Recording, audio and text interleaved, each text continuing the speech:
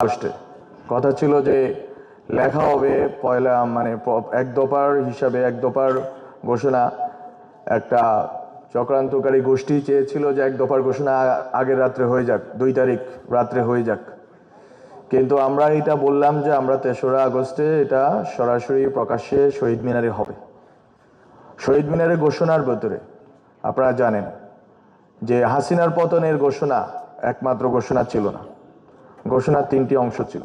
সেই ঘোষণা আমরা লিখেছি, আমরা যে উদ্দেশ্যে লিখেছি সেই উদ্দেশ্য কেন বাস্তবায়ন হয়নি সেটা বলে আমি শেষ করি। আমরা বলেছিলাম যে শেখ হাসিনার পতন এটা হচ্ছে ফার্স্ট।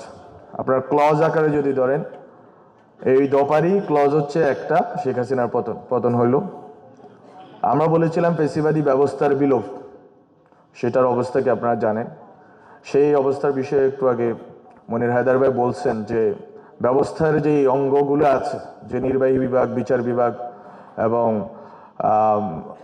নির্বাহী বিচার এবং আইন সংসদ বিষয়ক যে বিভাগ, আপনার এই বিভাগগুলোর ভিতরে যে সামঞ্জস্য এবং ক্ষমতার ভারসাম্য সেটার জন্য ওনারা চেষ্টা করছেন। কিন্তু এটা কি নিছক অনেক কতগুলো দস্তা লেখার বিষয়, নাকি একটা রাজনৈতিক আন্ডারস্ট্যান্ডিং এবং হচ্ছে যে চুক্তির বিষয়?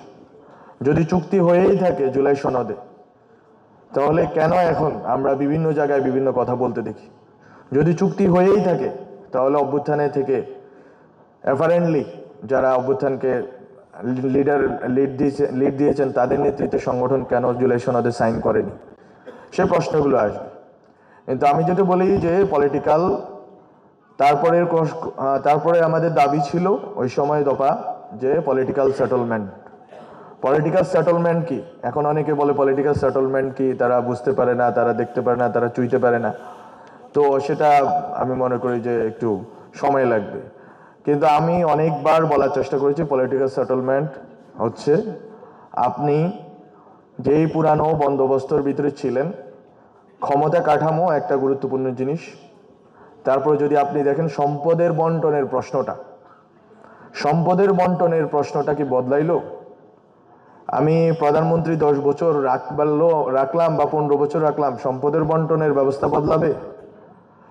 আমি যদি বলি যে ক্ষমতা কাঠামোর, আমি এই জন্য বলছি ক্ষমতা কাঠামোর প্রশ্নটা আমরা সলভ করতে পারলাম, সম্পদের বন্টনের প্রশ্নটা যদি আমরা সলভ না করি, যে কথা দিয়ে শুরু করেছি যে social and political upward mobility, এটা সম্ভব হবে না।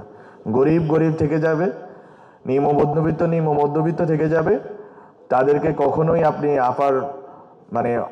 উপরে উঠতে আপনি সহযোগিতা করবেন না। রাষ্ট্রের পলিসি নেই তাকে উপরে উঠতে সহযোগিতা করার।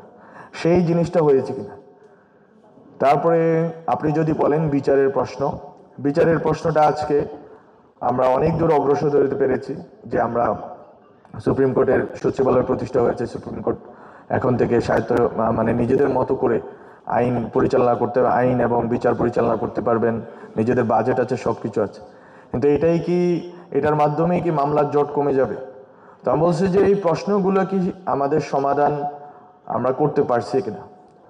পলিটিক্যাল সেটেলমেন্টের প্রশ্নটা ছিল ক্ষমতার কাঠামোর পুনর্বিন্যাস, শুধুমাত্র রাষ্ট্র কাঠামো না, ক্ষমতার যে কাঠামোগুলো আছে, 3টা বিভাগ আছে, এই বিভাগগুলোর পুনর্বিন্যাস।